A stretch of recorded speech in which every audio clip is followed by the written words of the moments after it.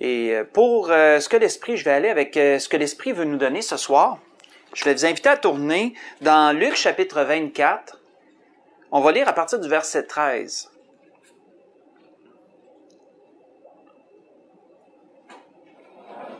Dans Luc chapitre 24, à partir du verset 13, nous allons voir ce soir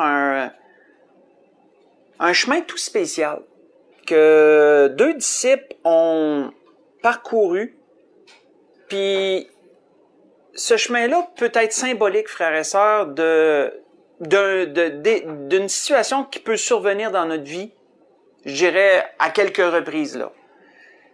Il y a un temps dans la vie où nous aussi, nous allons marcher ce chemin. Ça peut arriver. Et l'Esprit veut nous le faire découvrir ce soir, nous le développer par son assistance, bien sûr, par la belle parole de notre Seigneur et Sauveur. Nous allons lire à partir du verset 13 dans Luc 24 jusqu'au verset 21. On voit qu'il est dit: « Et voici, ce même jour, deux disciples allaient à un village nommé Emmaüs, éloigné de Jérusalem de 60 stades. » Juste une parenthèse rapide que je vais ouvrir et refermer. J'ai fait mes petites recherches à savoir la distance à peu près, si ça peut intéresser certains.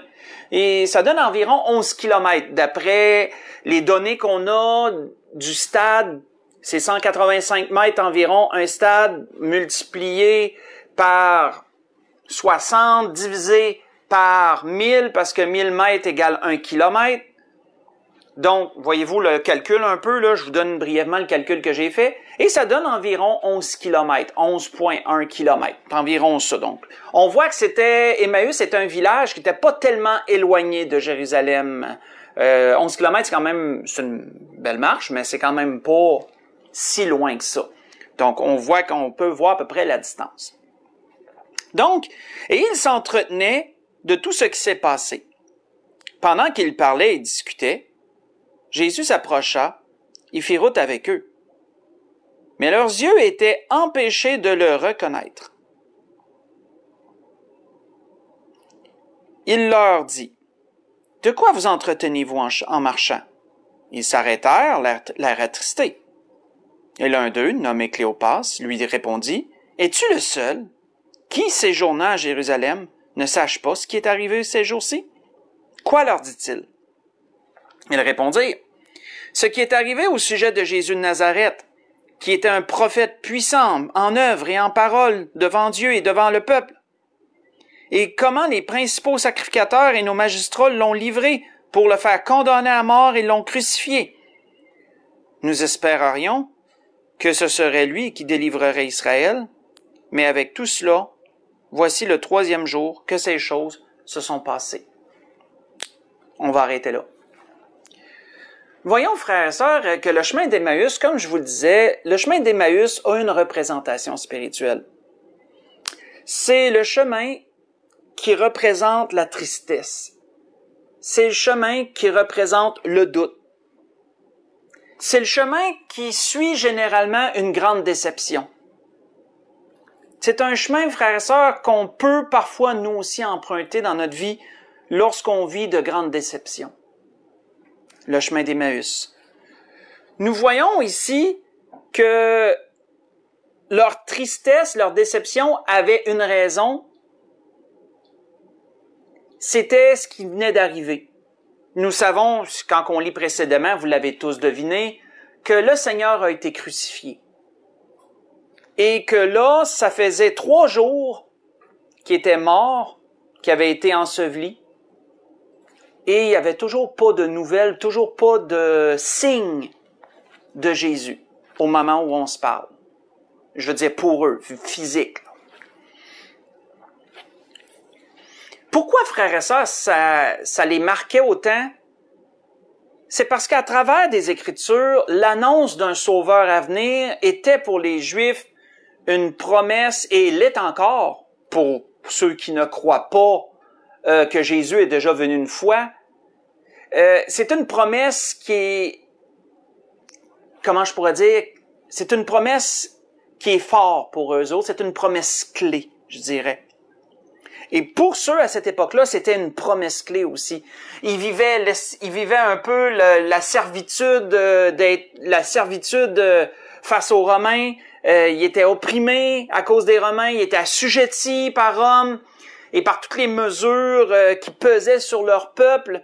Les garnisons romaines qui étaient établies à Jérusalem, dans le fond, toute l'atmosphère, Et la promesse du Seigneur, d'un sauveur à venir, était pour eux quelque chose de tellement nécessaire.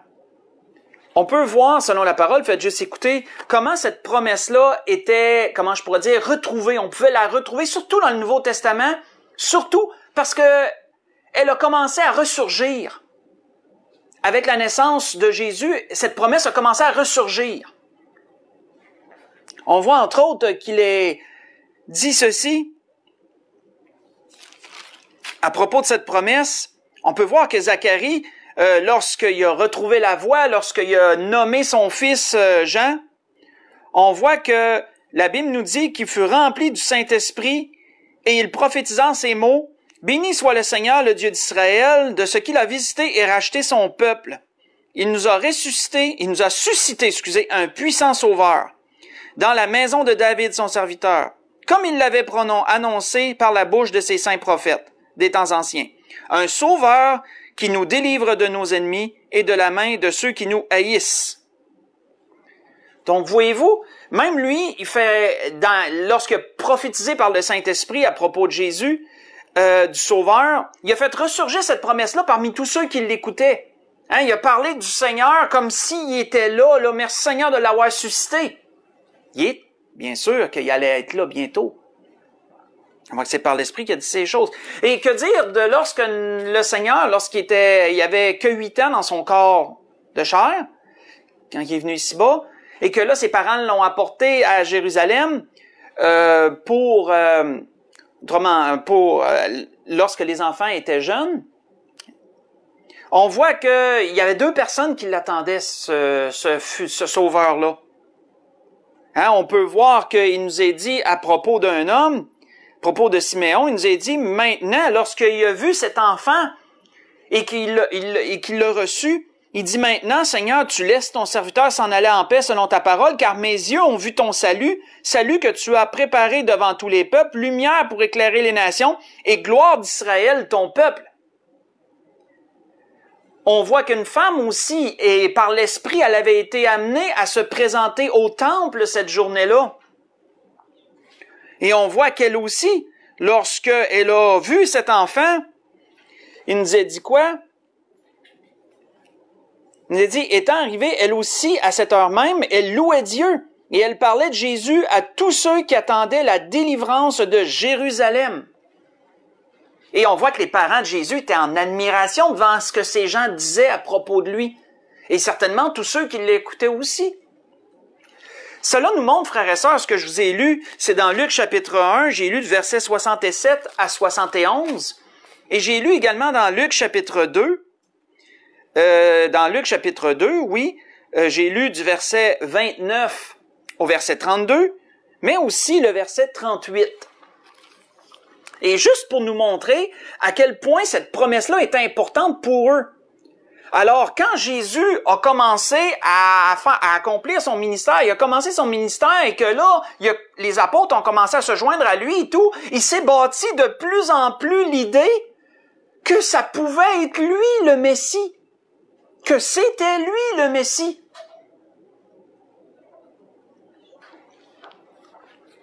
Et au chemin d'Emmaüs, que voyons-nous? Nous voyons, frères et sœurs, beaucoup de tristesse. Nous voyons beaucoup de doute. Nous voyons de la déception. Pourquoi? Parce que ces gens-là avaient espéré que c'était lui. On sait que c'est lui. Mais à ce moment-là, il y a eu ce doute. Parce que ça faisait 3 jours. Puis il n'y en avait plus de nouvelles. Il n'y en avait pas de signes. La déception, frères et sœurs, c'est quelque chose qu'on peut vivre parfois pour différentes raisons. Oui, il y avait 8 jours. Oui, excusez-moi. Oui, ça vient juste de me revenir. J'ai dit 8 ans, je suis désolé. C'est vrai, il y avait 8 jours. Il y avait 8 jours. Donc, je reviens à ce que je disais. On voit que la déception, c'est parfois quelque chose de difficile qu'on peut avoir à gérer, frères et sœurs. Et Job, dans ses écrits, a été un homme qui a été très déçu, nous aussi. Et voici ce qu'il nous est dit à propos de la déception. Il lui dit, « J'attendais le bonheur et le malheur est arrivé. Il dit, j'espérais la lumière et les ténèbres sont venues. » Dans Job 30, verset 26, ça, frères et sœurs, ce que je viens de vous citer dans Job 30, verset 26, c'est de la déception. De choses qu'on s'attend parfois qui vont arriver, puis c'est le contraire qui arrive. Parfois, on veut une chose, c'est une autre chose qui arrive. Et là, on vit une période de déception. Quel est le sentiment prédominant, frères et sœurs, sur le chemin d'Emmaüs?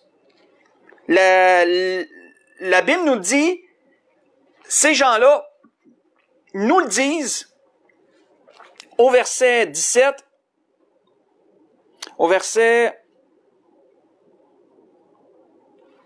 Excusez-moi. Verset 17, oui. Au verset 17, voici ce qu'il est dit. Il leur dit, « De quoi vous entretenez-vous en marchant? » On sait que Jésus, ils l'ont pas reconnu. Hein. Quand il est venu vers eux, est-ce que son apparence était différente? On n'extrapolera pas, mais qu'est-ce qui est sûr, c'est que leurs yeux étaient empêchés de le reconnaître. Donc, on voit que il leur dit, « De quoi vous entretenez-vous en marchant? » Et ils s'arrêtèrent, l'air attristé. Ça, frère et sœur, ça nous dit quel est le sentiment prédominant sur ce chemin. Ces deux hommes étaient tristes. C'est quoi la tristesse selon le dictionnaire? Je l'ai noté. Selon le dictionnaire, la tristesse, c'est un état de chagrin, de mélancolie, d'abattement. La tristesse, frère et sœur, dans un sens, c'est pire que la peine. La peine, ça peut être intense, mais c'est momentané. Mais la tristesse, elle, ça peut s'étirer sur un certain laps de temps. On peut être triste pendant un certain temps. Puis quand on est triste, comme le dictionnaire le dit, on est abattu. On n'a pas le goût de grand-chose. On file pas bien, en bon québécois, là. On file pas bien. On voit d'ailleurs que Salomon, dans un proverbe, nous le dit. Il dit, « Un cœur joyeux rend le visage serein, mais quand le cœur est triste, l'esprit est abattu. » Vous voyez ça dans Proverbe chapitre 15, verset 13. Sans perdre l'endroit, tournons dans Nombres. Tournons dans les Nombres au chapitre 11 et voyons comment Moïse, lui, a géré un jour cette tristesse-là. Parce que on peut voir dans la parole qu'il y en a qui ont vécu des situations et qui ont vécu ce sentiment-là qui était prédominant sur le chemin d'Emmaüs, la tristesse. Comment Moïse l'a vécu, ça? Dans Nombres, chapitre 11. Mais perdez pas l'endroit du chemin d'Emmaüs parce qu'on va y revenir, bien sûr. On va y revenir. L'Esprit veut nous faire voyager sur ce chemin ce soir. Nous le présenter, nous l'expliquer.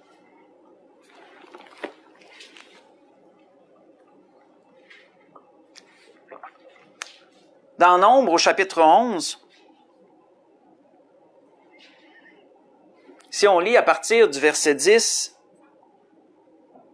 et là, je vous mets dans le contexte. Le peuple réclame de la viande. Ils sont dans le désert. Ça fait déjà un certain temps qu'ils mangent de la manne. Et là, la manne ne leur suffit plus. Ils sont écœurés, en bon québécois, de la manne. Ils veulent plus. Ils veulent de la viande. Ils veulent de la viande. Et donc, le peuple commence à se plaindre, à se lamenter. Et là, il nous a dit au verset 10, Moïse entendit le peuple qui pleurait, chacun dans sa famille à l'entrée de sa tente. Donc, voyez-vous qu'il y avait un état de tristesse généralisé parmi le peuple. Parce qu'il nous a dit chacun, ça veut dire que ça devait être la majorité qui était triste, qui pleurait, parce qu'il était mécontent, il voulait plus que qu'est-ce qu'il y avait. C'était la situation. On voit que la colère de l'Éternel s'enflamma fortement, qu'il nous est dit. On peut comprendre Dieu. Mais Moïse, la Bible nous dit, Moïse fut attristé lui aussi. Parce que Moïse se retrouvait un peu entre l'arbre et l'écorce. Moïse se retrouvait entre le peuple qui chialait et Dieu qui est en colère parce que le peuple chialait. Et Moïse se retrouvait entre les deux. Moïse fut attristé et il dit à l'Éternel, « Pourquoi affliges-tu ton serviteur? pourquoi n'ai-je pas trouvé grâce à tes yeux que tu aies mis sur moi la charge de tout ce peuple? Est-ce moi qui ai conçu ce peuple? Est-ce moi qui l'ai enfanté pour que tu dises, porte-le sur ton sein, comme le nourricier porte un enfant, jusqu'au pays que tu as juré à ses pères de lui donner? Ou prendrais-je de la viande pour donner à tout ce peuple? Car ils pleurent auprès de moi en disant, donne-nous de la viande à manger. Pauvre Moïse, hein? On peut s'imaginer que Moïse devait se sentir vraiment impuissant. Le peuple vient brailler à lui, donne-nous de la viande. Mais Moïse, j'en ai pas de la viande, j'en mange pas plus que vous autres de la viande. Et on comprend que Dieu est en colère face à leur attitude ingrate avec tout ce qu'il avait fait pour eux. Et là, on voit que, verset 14, Moïse continue en disant, « Je ne suis pas à moi seul capable, je ne puis pas à moi seul, excusez-moi, porter tout ce peuple, et il est trop pesant pour moi. Plutôt que de me traiter ainsi, tue-moi, je te prie, si j'ai trouvé grâce à tes yeux, que je ne vois pas mon malheur. » Fait qu'on peut voir, frère, ça, on voit quoi ici? On peut voir que parfois la tristesse, ça peut devenir lourd. Hein? La tristesse, ça peut devenir quelque chose de difficile à porter. Dépendant, bien sûr, de l'intensité, du niveau, de la situation qui a amené ça dans notre cœur, etc. On sait que beaucoup de facteurs. Ici, ça devait être, ce que Moïse a vécu, ça devait être extrêmement, extrêmement pesant. Mais ça nous donne une idée. La tristesse, c'est quelque chose qui est affligeant, c'est quelque chose qui nous abat, c'est démoralisant, pas toujours facile de vivre une tristesse. On voit que ces gens-là, sur le chemin d'Emmaüs, étaient dans cet état-là de tristesse. Et quand on est triste, beaucoup de choses peuvent nous sembler grosses, beaucoup de choses peuvent nous sembler lourdes, et beaucoup de choses peuvent nous sembler injustes aussi. Ça peut arriver aussi. Si on continue dans Luc chapitre 24, qu'est-ce qu'on voit au verset 21? Leur commentaire qu'ils ont dit à Jésus nous dit quelque chose ici. Leur commentaire dit, nous espérions que ce serait lui qui délivrerait Israël, mais avec tout cela, voici le 3e jour que ces choses se sont passées. Là, frères et sœurs, nous voyons ici quelque chose, nous voyons ce qu'on appelle de l'incertitude, et ça aussi, ça peut arriver sur le chemin d'Emmaüs, de l'incertitude. Tout d'un coup, il était plus certain que Jésus était le Messie, que c'était lui. Nous espérions. Ça, c'est au passé. Avez-vous remarqué le passé? Nous espérions que ce serait lui. Fait que ça veut dire quoi? Là, ça veut dire qu'ils espèrent plus totalement. Là. Autrement dit, leur espérance, là, a fait comme... Puis là, c'est rendu là. C'est rendu bas, là. Nous espérions que ce serait lui qui délivrerait Israël. On voit qu'ils étaient plongés dans l'incertitude. Et ça aussi, l'incertitude, c'est pas évident à gérer. Selon le dictionnaire, l'incertitude, on voit que il est dit que c'est ce qui ne peut être établi avec exactitude, un doute. Hein? L'incertitude, c'est quand tu peux plus être exact, tu t'es plus sûr, là, ça peut plus être prouvé, assuré. Un doute, c'est de l'incertitude. Tu tombes dans l'incertitude si tu doutes de quelque chose. T'es plus sûr. Mais on voit que ces gens-là étaient plus sûrs. Là, ils étaient plus sûrs, tout d'un coup. Et pourtant, frères et sœurs, ils avaient vu tellement de choses. Ils avaient vu les miracles. Ils avaient vu les enseignements qu'aucun autre homme enseignait comme Jésus. Ils avaient vu, lorsque Jésus est entré triomphalement à Jérusalem pour cette dernière semaine avant d'être crucifié, ils avaient vu Jésus littéralement accomplir la prophétie de Zacharie. Les disciples, les apôtres avaient déposé les vêtements devant Jésus. Ils avaient entendu les gens crier « Hosanna » parce que tout le monde avait reconnu cette scène, du moins une grande partie du peuple avait reconnu cette scène prophétique.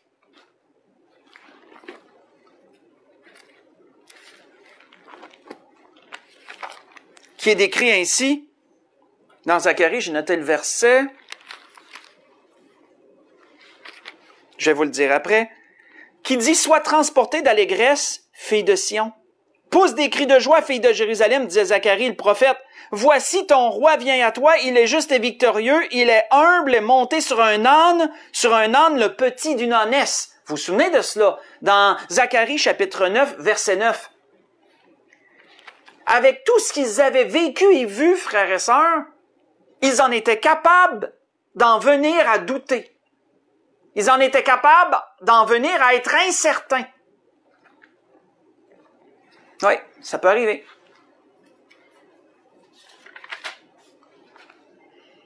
Ça aussi, frères et sœurs, il y a des hommes dans la parole qui ont vécu cette incertitude-là.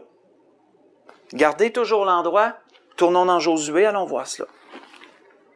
Allons voir dans Josué chapitre 7. Dans cet endroit, nous allons y voir un Josué qui a vécu de l'incertitude lui aussi.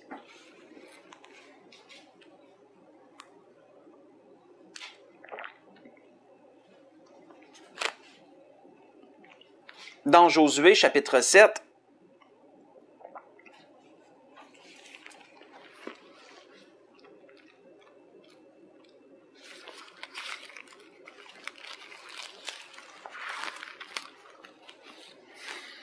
si on lit à partir du verset 6 au verset 9, et je vous mets dans le contexte avant de commencer à lire, nous voyons à cet endroit que ils avaient été pour combattre un peuple.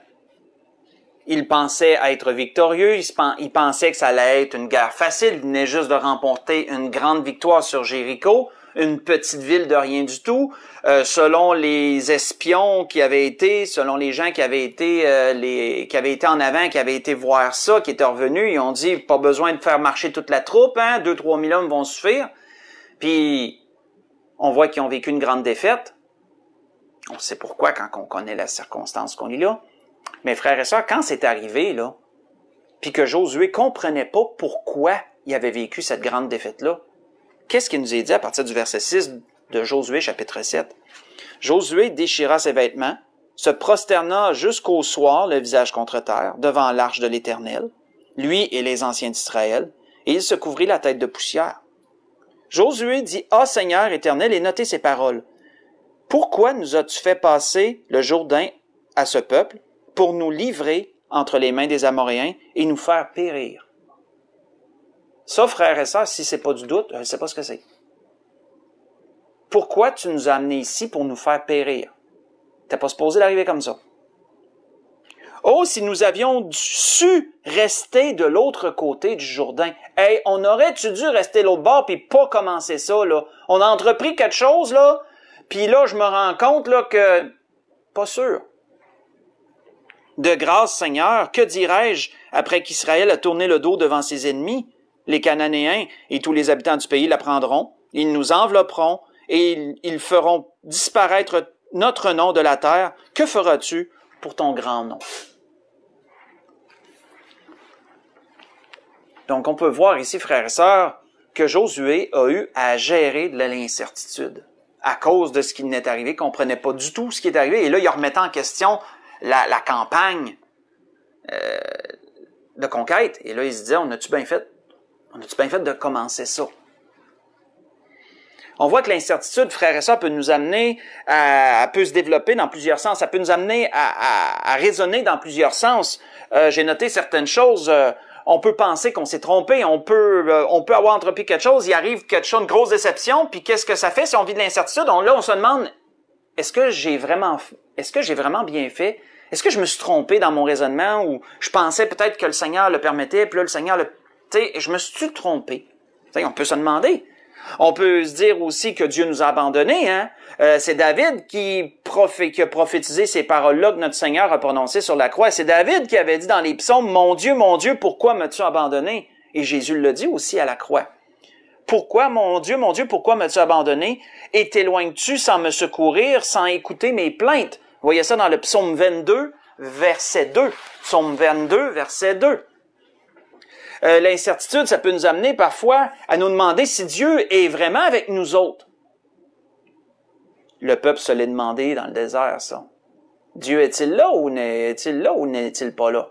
Ils l'ont déjà dit, celle-là. Etc. Et quand on est dans l'incertitude, frère et sœurs, ce qui est triste, c'est qu'on tient pas compte de tout ce que Dieu a déjà fait. On tient pas compte de tout ce que Dieu a déjà fait avant. C'est comme si pour un temps, on était empêché de se souvenir, on était incapable d'aller au-delà de ça, puis de s'accrocher pour un momentanément là, sur tout ce que Dieu a déjà fait, tout ce que Dieu nous a déjà montré, tout ce que Dieu nous a déjà dit, tout ce que Dieu nous a déjà manifesté avant. Quand on est dans ça, on peut se sentir comme ça. On voit que, je vous parlais du peuple dans le désert tantôt, faites juste écouter. Dans les psaumes, c'est relaté. Dans les psaumes, ça c'est relaté, faites juste écouter. On voit qu'il est dit dans les psaumes, il dit « Nos pères en Égypte ne furent pas attentifs à tes miracles. Ils ne se rappelèrent pas la multitude de tes grâces. Ils furent rebelles près de la mer Rouge. » Plus loin, il est dit encore « Et ils crurent à ses paroles, ils chantèrent ses louanges, mais ils oublièrent bientôt ses œuvres, ils n'attendirent pas l'exécution de ses desseins. » Ce que je vous ai lu, c'est juste des petites citations, mais vous pouvez voir un peu l'état d'esprit du peuple quand il tombait dans cette incertitude-là, dans ces doutes. Dans le psaume, chapitre 106 que j'ai lu verset 6 et verset 7, et j'ai lu verset 12 et verset 13 du psaume 106. Si on retourne dans Luc 24, là, on voit pas mal l'état d'esprit des deux personnes qui étaient sur le chemin d'Emmaüs. Notez ce qu'on a vu jusqu'à présent, là. On remarque que le chemin d'Emmaüs, il y a une représentation spirituelle. C'est quelque chose, on peut parfois marcher notre chemin d'Emmaüs, nous autres aussi. C'est ce que l'Esprit nous dit ce soir. Et on voit le sentiment qui règne dans ce chemin-là, c'est la tristesse. On voit qu'il peut régner aussi de l'incertitude. On voit que ça peut être à cause d'une grosse déception. Généralement, c'est une grosse déception qui peut amener ça. On attendait quelque chose, puis c'est d'autres choses qui arrivent. On voit que, qu'est-ce qui est dit au verset, si on lit verset 22 jusqu'au verset 24, qu'est-ce qui nous est dit? Là, on n'a pas lu encore ça. Là, on continue notre lecture, on avait arrêté au verset 21. Verset 22, il est dit, il est vrai. Là, ramenons-nous, là, c'est ces deux hommes-là qui parlent à Jésus. Ils le reconnaissent pas encore. Ils parlent comme si c'était un étranger, un homme qu'ils ne connaissent pas, mais qui ne semble pas savoir ce qui s'est passé. Et là, ils lui relatent des choses. Ils ont relaté à propos de Jésus, ils ont dit, ne sais-tu pas que Jésus de Nazareth, homme puissant devant Dieu, et tout et tout. Et là, ensuite, ils enchaînent, puis ils vont sur d'autres choses. Toujours en parlant à Jésus, il dit, il est vrai que quelques femmes d'entre nous ont fort étonnés. S'étant rendues de grand matin au sépulcre, et n'ayant pas trouvé son corps, elles sont venues dire que des anges leur sont apparus et ont annoncé qu'il est vivant. Quelques-uns de ceux qui étaient avec nous sont allés au sépulcre. Là, on sait qu'ils parlent de Pierre, hein? Ils parlent de Pierre puis de Jean, on sait ça. Ils sont allés au sépulcre et ils ont trouvé les choses comme les femmes l'avaient dit. Mais lui, en parlant de Jésus, hein, mais lui, ils ne l'ont point vu. Vous savez, frères et sœurs, généralement, le doute peut malheureusement mener à l'incrédulité. Et quand on arrive à l'incrédulité, on arrive dans un état où on ne croit pas. On ne croit plus. On refuse de croire. L'incrédulité, selon le dictionnaire, c'est l'attitude d'une personne qui se laisse pas facilement convaincre. Hein? Et quand tu tombes dans l'incrédulité, c'est que là, t'es comme l'autre côté de la clôture, là, entre croire et ne pas croire. T'es rendu sur le côté de ne pas croire, puis t'as bien de la misère à traverser la clôture pour retomber sur le bon bord, là, on pourrait dire. Qu'est-ce qu'il dit le verset 25? Le commentaire de Jésus nous démontre cela. Jésus dit, alors, Jésus leur dit, ô hommes sans intelligence, dont le cœur est lent à croire. C'est quoi lent à croire? C'est de l'incrédulité, là. Dont le cœur est lent à croire tout ce qu'ont dit les prophètes. On va arrêter là. Vous savez, frères et sœurs, si une chose, et Frère Dosti l'a prêché dernièrement, je veux reprendre la balle au bon sur ce que Frère Dosti a prêché, comment Jésus a été patient. Frère Dossi a prêché ça dernièrement. Comment Jésus a été patient envers ceux de son époque, dans tout ce qu'il a vécu avec eux. Jésus a été très patient avec eux. Ce qu'on voit ici sur le chemin d'Emmaüs, c'est encore la patience de Dieu, la patience de notre Seigneur Jésus, on la voit ici. Parce que quand on lit du verset 26 jusqu'au verset 31, on peut voir que Jésus a pris le temps de leur expliquer. Oui, il a noté leur incrédulité, mais ensuite, il a pris le temps de leur expliquer tout ce qui a été dit dans les Écritures, le pourquoi qu'il fallait qu'ils souffrent, etc. Si on continue à lire, ne fallait-il pas, Jésus enchaîne, ne fallait-il pas que le Christ souffre ces choses et qu'il entre dans sa gloire? Et commençant par Moïse et par tous les prophètes, il leur expliqua dans toutes les Écritures ce qui le concernait. Lorsqu'ils furent arrivés près du village où ils allaient, il parut vouloir aller plus loin. Mais ils le pressèrent en disant « Reste avec nous, car le soir approche, le jour est sur son déclin. » Et il entra pour rester avec eux. Pendant qu'ils étaient à table avec eux, il prit le pain, et après avoir rendu grâce, il le rompit et le leur donna. On va arrêter là. Vous savez, frères et sœurs, si momentanément il nous arrive de marcher sur ce chemin d'Emmaüs, s'il nous arrive de passer par ces choses qu'on voit qu'ils ont passées, s'il nous arrive même de tremper notre orteil dans l'incrédulité, vous voyez l'image là, souvenons-nous, frères et sœurs, combien nous devons prier et nous devons désirer sortir de cette incrédulité-là. Parce que ça peut arriver parfois qu'on est abattu, puis ça peut arriver parfois qu'on remette en doute des choses, puis que on devient qu'on a un peu plus de misère à croire ce que le Seigneur nous dit.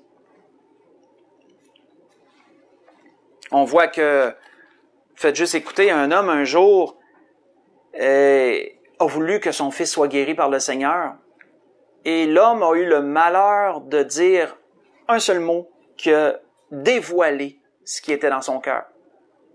L'homme a eu le malheur de dire à Jésus, « Si tu peux quelque chose, fais-le. » Et là, on voit que Jésus l'a repris sur ce petit mot. Jésus lui a dit, « Si tu peux, si tu peux, tout est possible à celui qui croit, a dit le Seigneur. » Et lorsque l'homme a réalisé, là, il a vu sa propre... Peut-être qu'il réalisait même pas qu'il était incrédule, là. Il a parlé, son cœur a parlé, mais on dirait, sans que la tête réalise que ce qui était vraiment là. Et quand l'homme a réalisé ça, parce que Jésus l'a relevé, il dit, si tu peux. L'homme, qu'est-ce qu'il a dit, l'homme? Aussitôt, le père de l'enfant s'écria, je crois, viens au secours de mon incrédulité. Ça, frère et sœurs, ça devrait être notre prière, ça.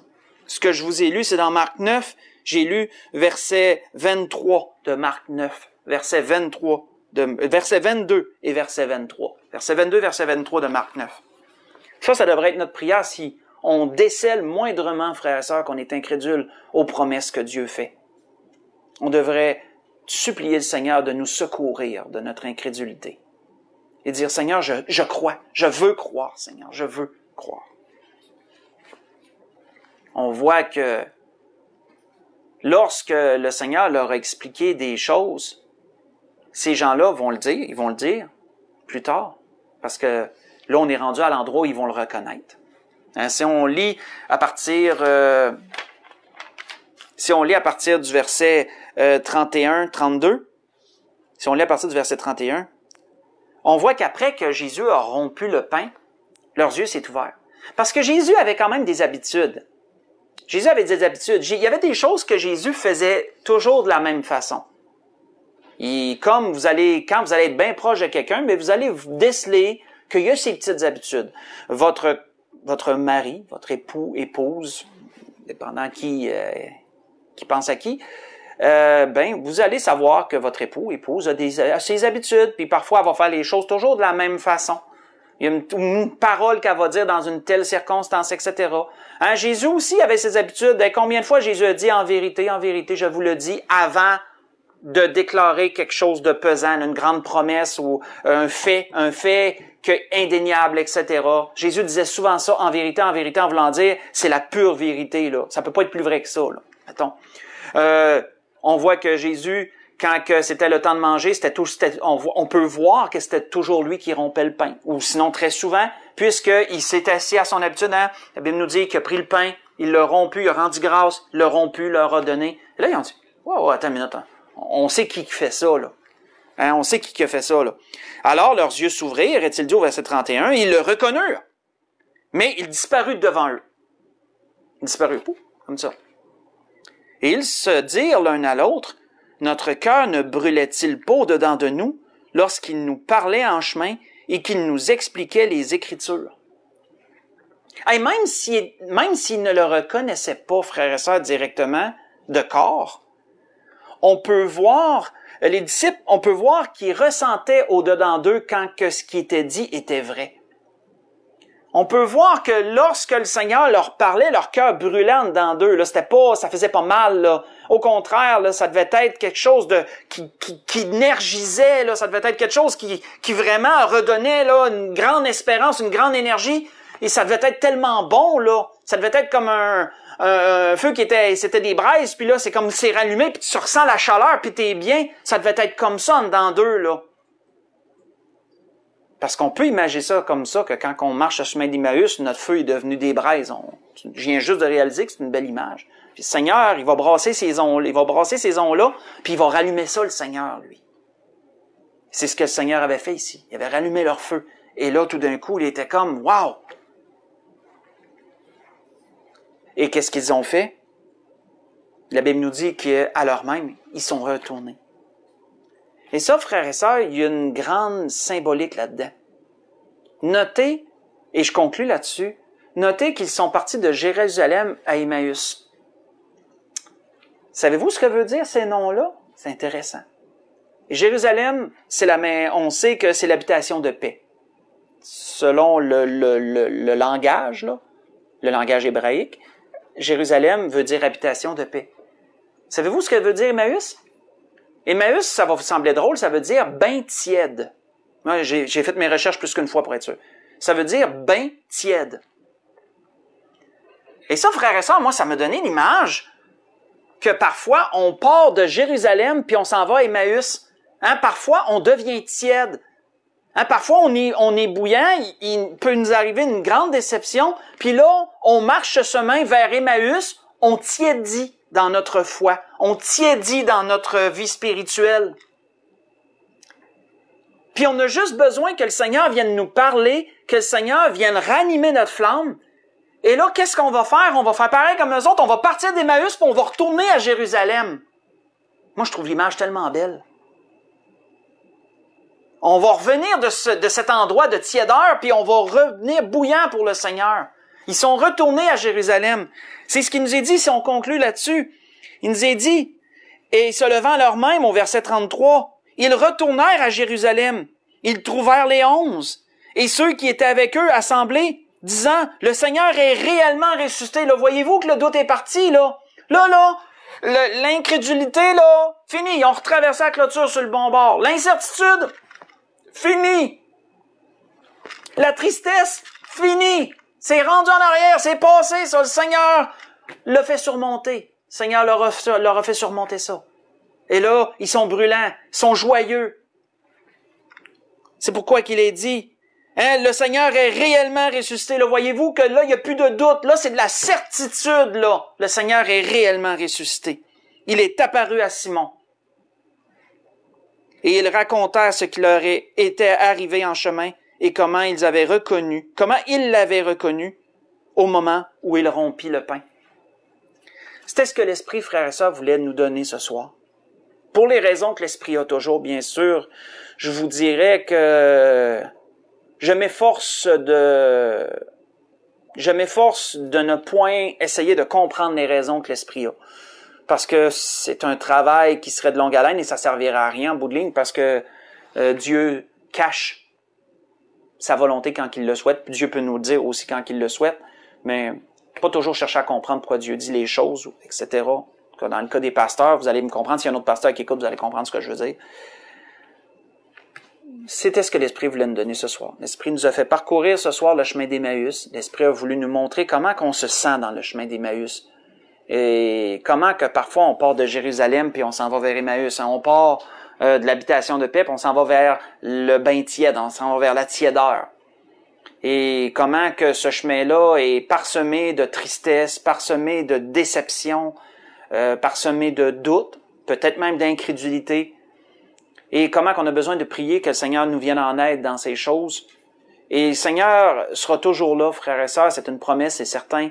Il sera toujours là pour ranimer la flamme avec le tison. Hein, vraiment brasser les braises, là, puis vraiment nous redonner notre joie de vivre, notre joie d'être sauvés, et nous regonfler là, d'espérance, puis de foi, de croire en ses promesses.